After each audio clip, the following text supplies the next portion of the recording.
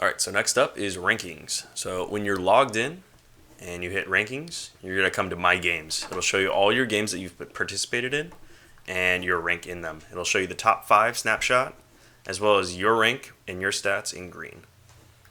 You can also navigate to the different headers here to view different games. So let's look at bar games.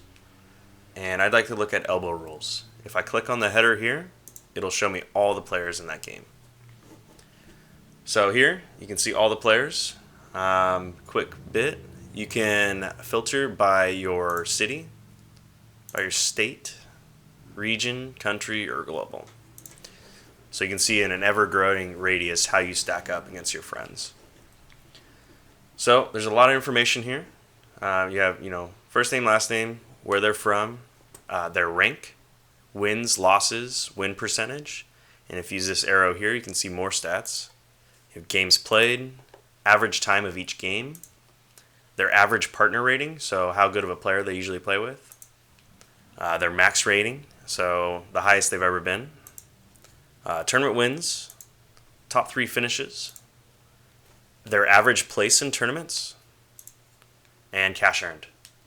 And all these categories you can filter by. So if I want to see who has the most tournament wins, double click this.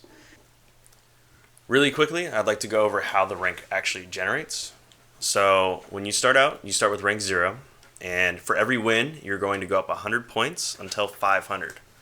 After that point, it's going to be based on who you play with and who you play against. Doesn't matter if you win the tournament or not, it matters who you play against and who's your partner. So let's say you and your friend are pretty new, and you're playing one of the best teams around. If you win, expect your rank to go up a lot and theirs to go down a lot, because obviously you're better than we thought you were, or that really good team isn't as good as we thought they were. So that's how the rank works. Another thing I'd like to talk about is rank depreciation.